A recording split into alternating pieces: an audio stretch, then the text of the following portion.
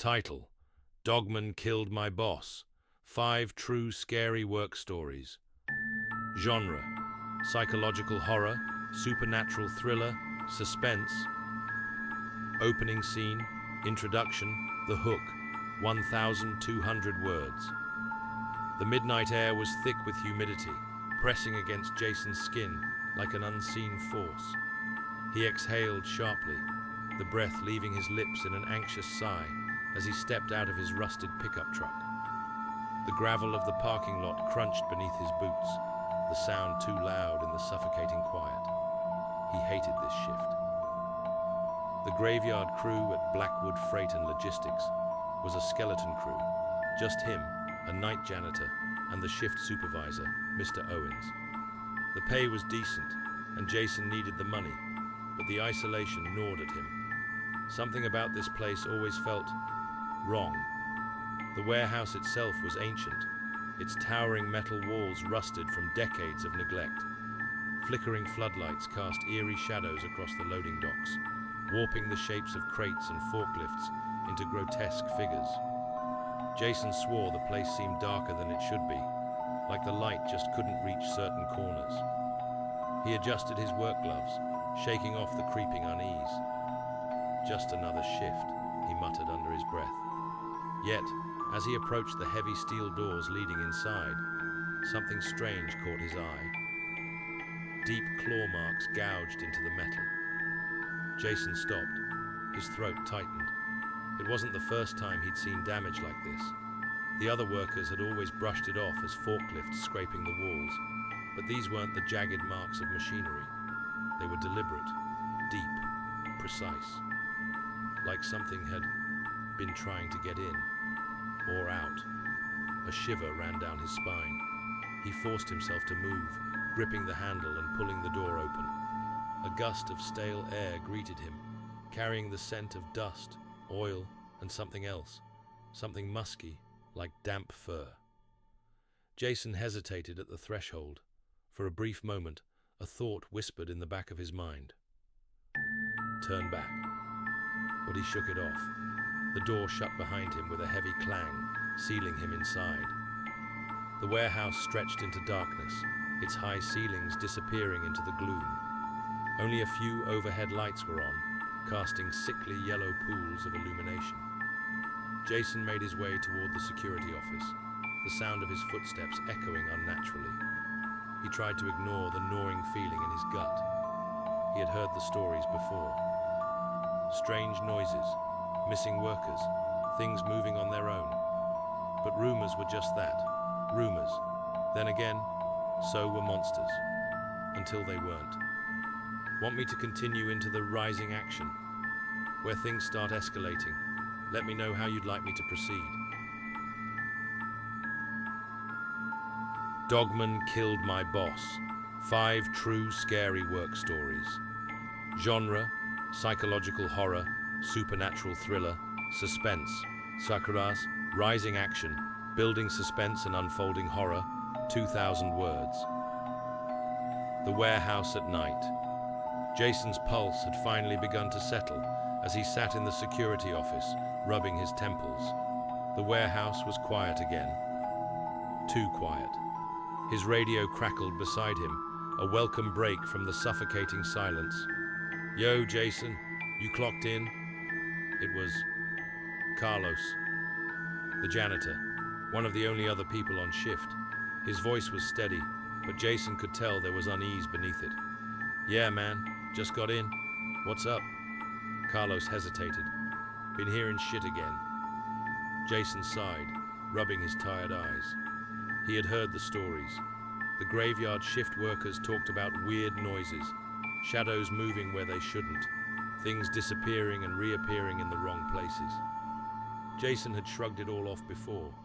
Now, the claw marks on the loading dock door still burned in his mind. What kind of shit? Jason asked. Growling. Thought it was rats, but... Carlos hesitated. Man, you ever feel like you're being watched in here? Jason turned to the security monitors. The warehouse was empty, just rows of shipping containers, forklifts parked neatly, and dim floodlights buzzing above.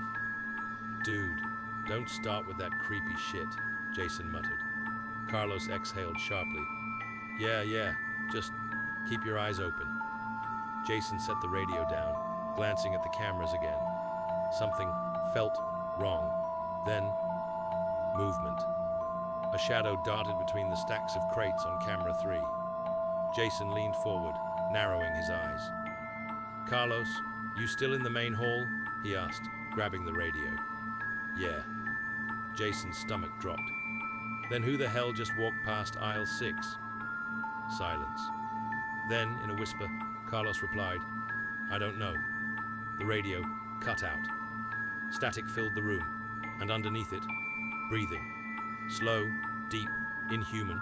Jason's entire body went cold. Then, bang. A loud crash from outside the security office.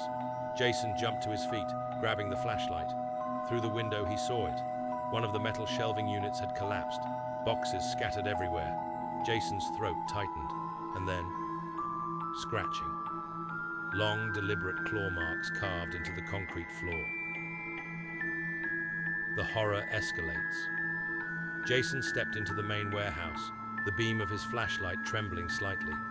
The air was thick with dust, the scent of old cardboard and something else.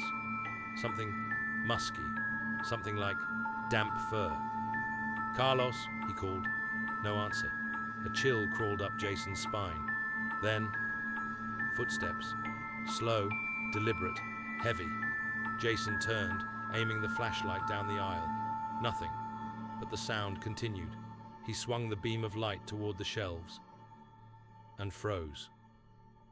High above, perched on the metal racks like some grotesque predator, was a shadowy figure. Jason's breath hitched. The thing had glowing yellow eyes. It grinned. Jason stumbled back, heart hammering. The light flickered, and in that split second, it was gone. A gust of cold air brushed past him, and Jason turned, but there was nothing there. His breathing was ragged, panic clawing at his throat. The radio buzzed in his hand. Jason. The voice was distorted, warped. You need to leave. Jason's hands were ice cold. Carlos? The radio crackled. Then, in a voice that wasn't Carlos's, too late. Jason's stomach twisted. Then, a whisper, right behind him. Run. Nightmare in the warehouse. Jason bolted. His boots slammed against the concrete floor as he sprinted down the aisle, knocking over boxes in his panic. Behind him, the sound of claws scraping against metal.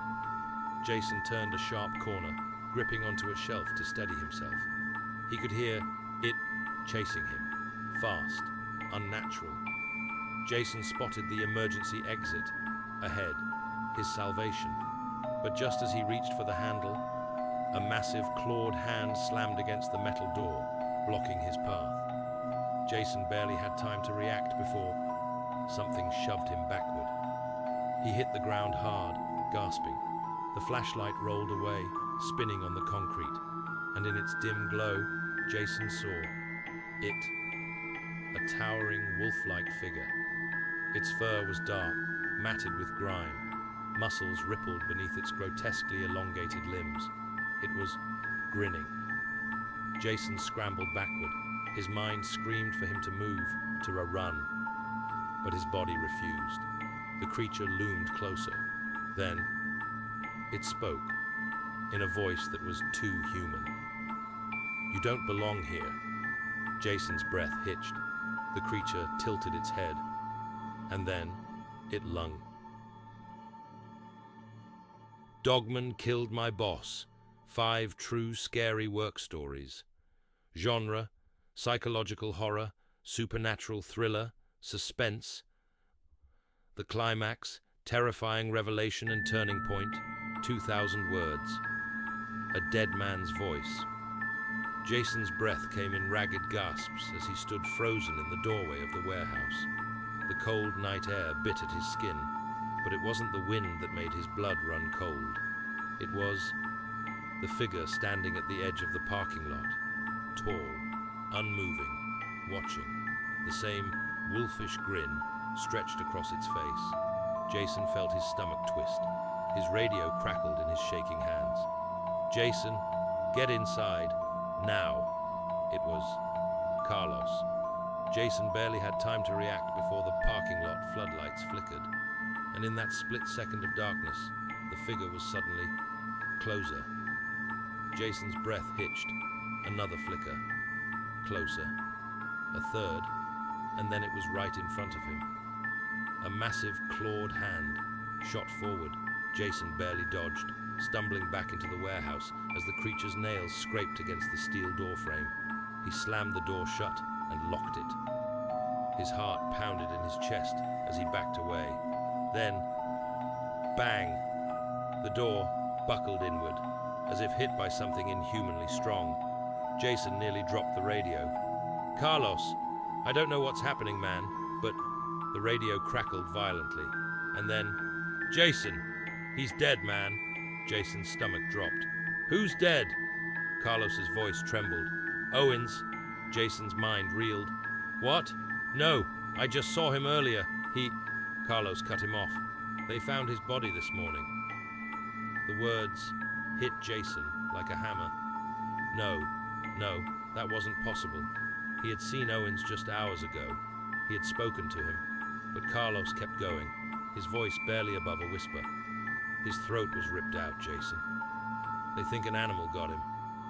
Jason staggered back, his vision swimming.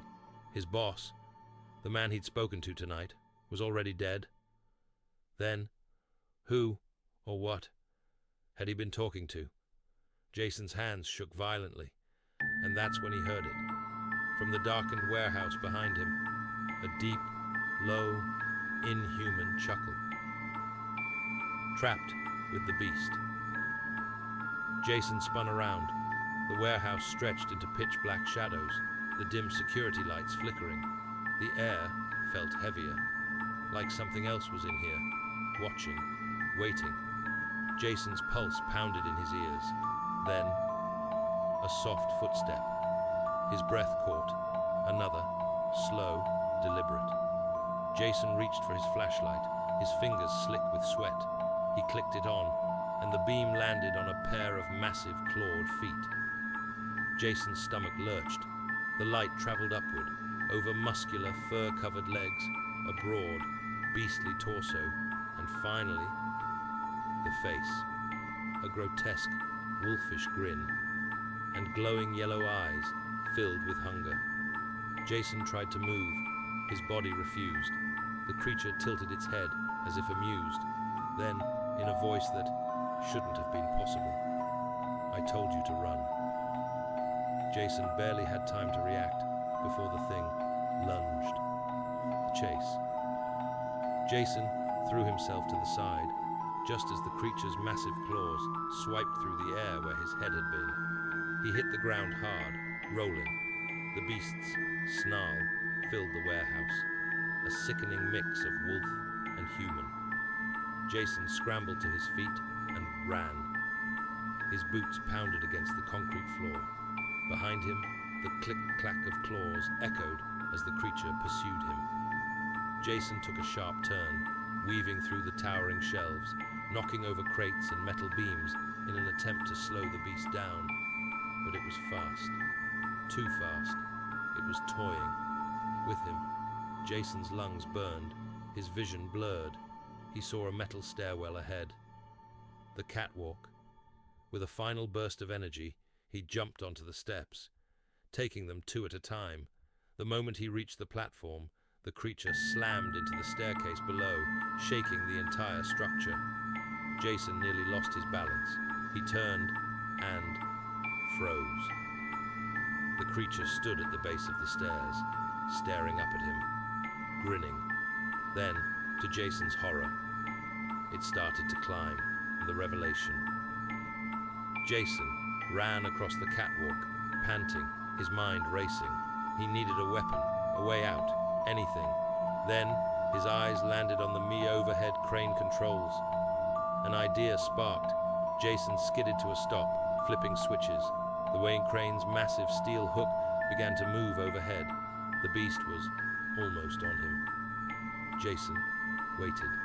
waited until it was close, and then he jumped. At the last second, Jason grabbed onto the dangling crane hook, swinging over the warehouse flay. Dogman killed my boss. 5 true scary work stories. Genre: psychological horror, supernatural thriller, suspense. The ending, conclusion, leave a lasting impact. 1,500 words. The Hollow Man. Jason's mind reeled as he stood frozen in front of Owens, or what was left of him. His boss's corpse-like figure smiled, his black eyes devoid of any human soul. And behind him, the Dogman loomed. Its breath was hot against Jason's skin. He could smell it, rotting flesh and damp fur, as if death itself had a scent. Jason's instincts screamed at him to run, but his body wouldn't move. Then Owens stepped forward, his voice a low murmur that burrowed into Jason's skull. "Did you really think this was about survival?" Jason's breath caught. The words slithered around his mind, sinking deep. Owens tilted his head, and for the first time, Jason noticed something strange. His lips weren't moving. The voice was inside his head. Jason stumbled backward, his vision blurring, his thoughts fractured. Were they even his own anymore? The Dogman watched in amusement, and then Owens spoke again, his voice overlapping with Jason's own inner thoughts. "You were never meant to escape. The hunt never ends." Jason's chest tightened. This wasn't just a monster. It was something else, something ancient, something that didn't just kill, it consumed. The Dogman took a slow step forward, its claws dragged along the concrete, the sound splitting the silence like nails on a coffin lid. Jason's body screamed for oxygen. He couldn't breathe. The walls of the warehouse seemed to pulse, as if the building itself were alive, breathing in sync with the thing before him. Jason clutched his head, his nails digging into his scalp. "No, this isn't real." Owens's grin stretched wider. "Isn't it?" Jason's vision cracked. For a split second, he wasn't in the warehouse anymore. He was somewhere else. A forest. Dark, endless. The sky above him was wrong. Too vast, too empty. And from the black trees, eyes watched. Not just one. Hundreds. Jason screamed. The hollowing. The moment shattered, Jason found himself back in the warehouse, gasping for air. His knees buckled.